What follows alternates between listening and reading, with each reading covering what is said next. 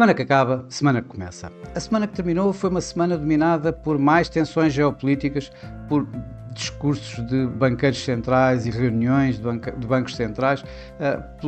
numa agenda económica relativamente ligeira que terminou com os PMIs no final da semana e ainda com resultados empresariais. Mas de facto começou logo com Donald Trump, logo no início da semana, a anunciar a probabilidade de colocar mais tarifas, automóveis, produtos farmacêuticos, chips, semicondutores, na ordem dos 25%, a que mais tarde também juntou dentro desse grupo a própria Madeira. Na frente mais geopolítica, não menos económica, continuamos a ver tensões a aumentar entre a União Europeia e os Estados Unidos e mais ainda entre os Estados Unidos e a Ucrânia, com Donald Trump a dizer que Zelensky precisa de fazer eleições, apelidando de ditador, em que é um presidente sem eleições. Por outro lado, deste lado, aliás, na Europa, tivemos um gabinete de crise, passa a expressão, em Paris, uma reunião em que perante as tensões e os caminhos diferentes tomados pelos Estados Unidos, por Donald Trump e por J. Vance, acabam por levar a uma urgência por parte da Europa a aumentar despesas em defesa, e foi isso que as reuniões em Paris tiveram presentes, de forma a tentar arranjar uma solução exatamente para um maior gasto em defesa, de forma a poderem continuar a defender a Europa e a defender a própria Ucrânia. Por outro lado, tivemos bancos centrais. Tivemos o Banco Central na Austrália e na Nova Zelândia. Ambos fizeram aquilo que o mercado esperava, cortes de taxa de juros. Na Austrália, o RBA cortou 25 pontos base e na Nova Zelândia, o RBNZ cortou 50 pontos base. O primeiro disse que provavelmente iria ter mais cuidados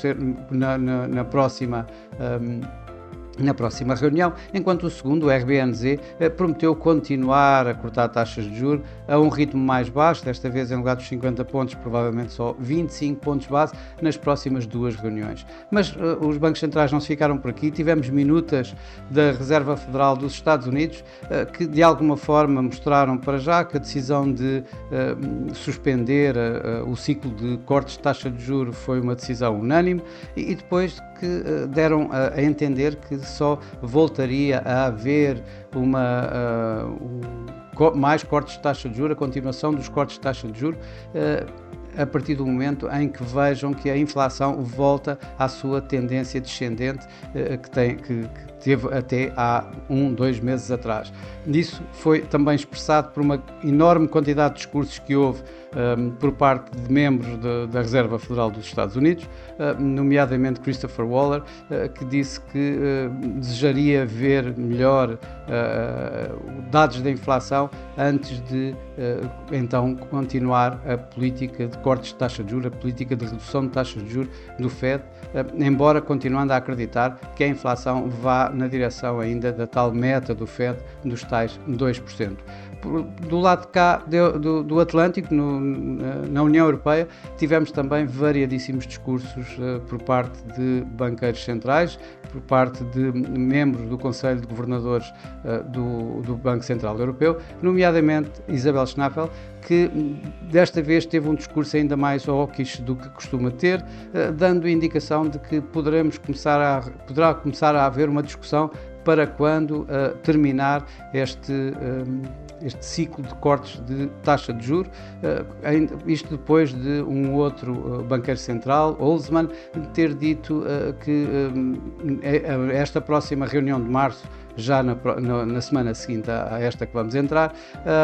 não é um dado adquirido, embora o mercado continue a dá-lo como tal, mas para já Isabel Schnabel põe em cima da mesa a probabilidade de começar a discussão de quando a paragem deste ciclo de cortes de taxa de juros. Por fim,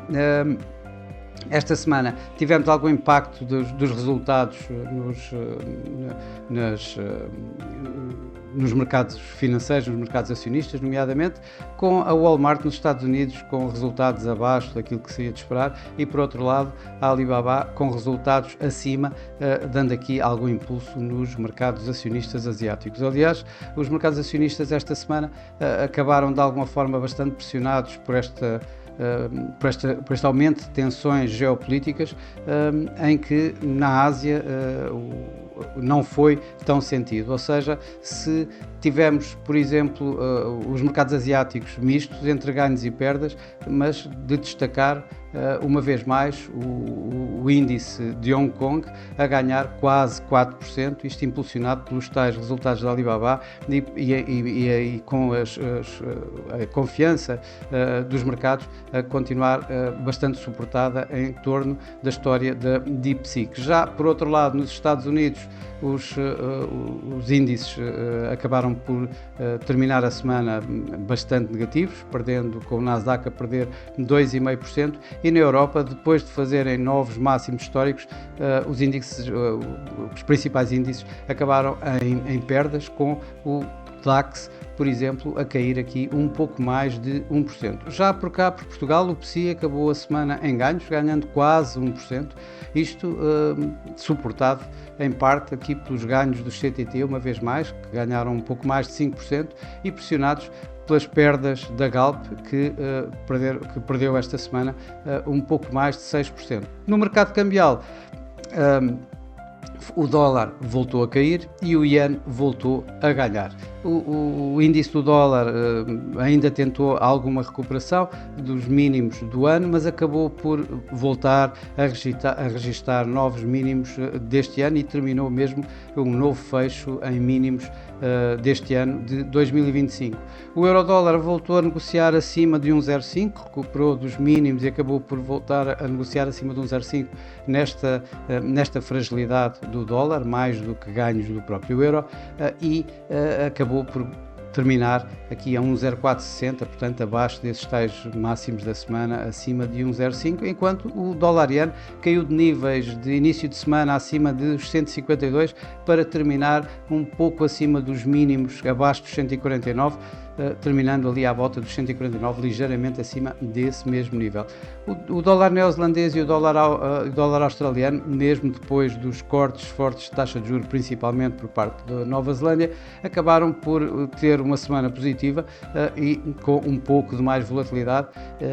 mas acabaram por terminar a semana em ganhos, apesar dos tais cortes das taxas de juros. Nos mercados emergentes, a lira turca continua a ser a moeda emergente que mais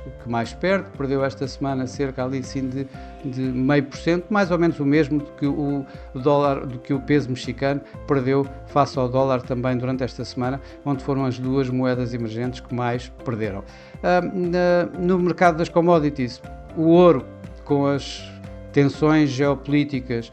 com alguma pressão inflacionista em alta, com um dólar mais fraco, acabou mesmo por levar a fazer um novo mínimo do ano, desta vez a 2.955 dólares por onça, ganhando esta semana quase 2%. Já os preços do petróleo voltaram a cair, pela terceira semana consecutiva, e com o Brent a terminar, o Brent e o WTI a terminarem aqui com perdas em torno do 0,5%. A semana que vai começar agora vai ser uma semana onde eu diria que vamos começar por digerir o que vai acontecer das eleições, dos resultados das eleições alemãs durante este domingo. Vamos ter certamente muita coisa mais dos Estados Unidos, com mais uma série provavelmente de anúncios relativamente a mais tarifas e, quem sabe, à tal situação em torno da Ucrânia, em torno da resolução para um acordo com a Rússia para a paz na Ucrânia, onde vamos ter também mais discursos de banqueiros centrais, tal como na semana passada, e ainda na agenda económica, os dados da inflação em países, nos países da União Europeia e na medida preferida do FED, o Core PCE Price Index. Bom, neste domingo vamos ter as eleições na terceira maior economia mundial, na Alemanha. Quem está à frente nas sondagens continuam a ser os conservadores do CDU-CSU. Em segundo lugar, em segunda força política, o partido de extrema-direita, o AfD, e em terceiro lugar o SPD, do ainda atual chanceler. Ora, as projeções também apontam que provavelmente ninguém conseguirá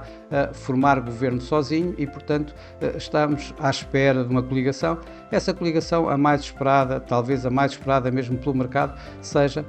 do CDU-CSU com o SPD, a chamada Grande Coligação, ou, quanto muito, com os Verdes, ou uma mistura dos três. Vamos ver o resultado e provavelmente será essa, digamos, o primeiro impacto nos mercados durante esta semana. Por outro lado, vamos estar à espera, obviamente, que a situação com Donald Trump e Zelensky não escale. Vamos estar à espera de conseguirmos aqui assim alguma solução que também envolva a própria Europa, de forma a evitar um aumento de tensões geopolíticas que têm acontecido nas últimas semanas. Vamos ter minutas do Banco Central Europeu, não devemos ter aqui qualquer surpresa, provavelmente vão indicar aquilo que todos nós estamos à espera, ou seja, que na semana seguinte a esta que vai entrar, o Banco Central Europeu volte a dar mais um corte nas suas taxas de juros de 25 pontos base, mas aqui os mercados cada vez estão mais atentos a quaisquer sinais para quando o terminar, para qual é o final, digamos, desta redução de cortes de taxa de juros por parte do Banco Central Europeu. Na